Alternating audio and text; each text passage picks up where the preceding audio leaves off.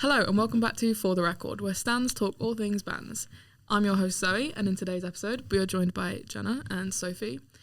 And in today's episode we're also going to be talking about ticketing prices and fan meet and greets. Thank you to today's sponsor, Musicality. So, have either of you ever been to a meet and greet or had that opportunity arise but not been able to go? If you class going to an album signing as a meet and greet, I class that as meet and greet, yes. Then yes, I have. Yeah, me too. Ignore me. We went. I went with Sophie, and we saw Louis Tomlinson. But it was a signing, not an actual meet and greet before a concert or after. Did you meet concert. Louis Tomlinson? Yeah. So it is a meet and greet. Yeah, but it's not. Yeah, it's not just like a concert though. So yeah. Do you think ticketing prices were correct for that? Yeah, because we literally paid for the CD or the vinyl, depending which one you bought. Yeah. And because it was on a H&B website, they had to put a price for it. It was like 1 penny, and he even discounted that penny. So we literally just paid for the CD.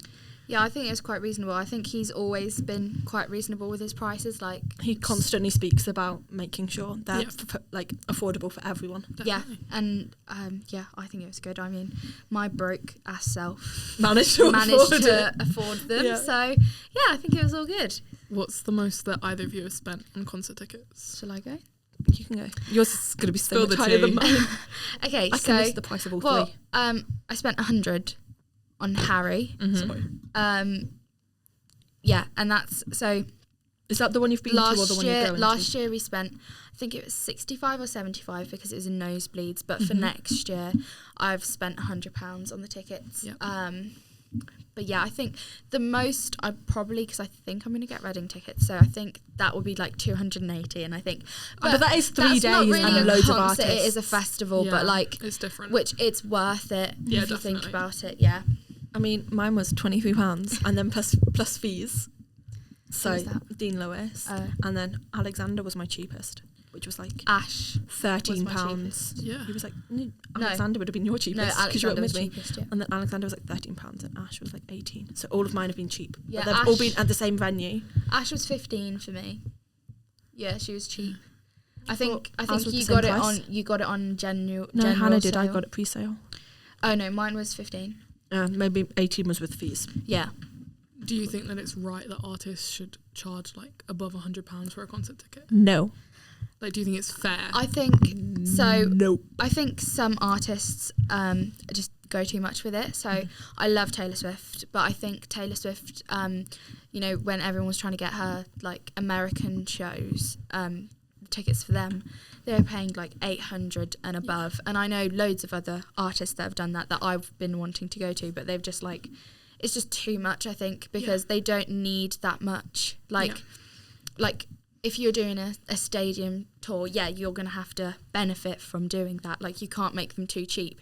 But, like, even, like, £200 is reasonable, but I think £800 is just kind of borderline insanity because it's just so much. And it's down to Ticketmaster as well as the artist, because they're like, let's do premium ticket prices where you pay for the demand that they are.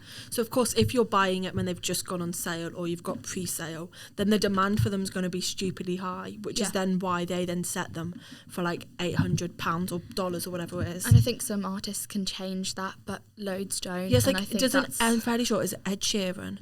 it's not very ethical. It's Ed Sheeran or Adele? Yeah, I don't think Ed it was Adele. Sheeran. He set a limit that they cannot be resold for stupid amounts. Yeah. And he didn't have premium ticket pricing. Yeah. So his tickets were just like 50, 70. Do you think it's fair if a portion of the proceeds or like a portion of any profit that they make goes towards charity, that they are higher priced? So like, for example, if Harry or Taylor was doing it so that 20% of the ticket price was going towards like a charity that was, for like the local venue or something like that. Technically, yes, but at the same time, they don't need the money they're earning from it in the first place, so they could just donate some of the money if they keep it at like a normal price. And then even if they were like, say if it was a small artist that did need that money and they were doing their tickets for a bit more than they needed for that venue or whatever, I think it shouldn't be too much more than a normal ticket price. Like if you do like £5 and you've got like a 3,000 capacity venue. Yeah, or like even if it's just like a stadium and it's £100 for the ticket, but you've upped it to £150, and that £50 extra from each ticket goes towards charity, that's fine. But if it's £100 ticket and you've put it to 400, and then you're just going to go, 20% of that's going to go just to seem like you look good, I don't think that's right. Performative activism type situation. Time for a quick message from today's sponsor. Make the move to Musicality to stream all your favourite artists' music. Whether you are by the beach or studying in your bedroom, Musicality works wherever you are. Musicality is the platform streaming service that was made by fans for fans. So we spoke to some fans from Twitter, and we were asking them how they felt about meet and greets, and the majority said that they thought that they were a good experience for a fan. However, that they get stupidly expensive and it's not worth the money.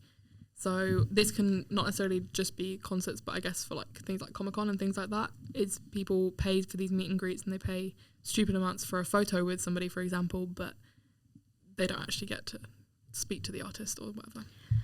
Yeah, well, I think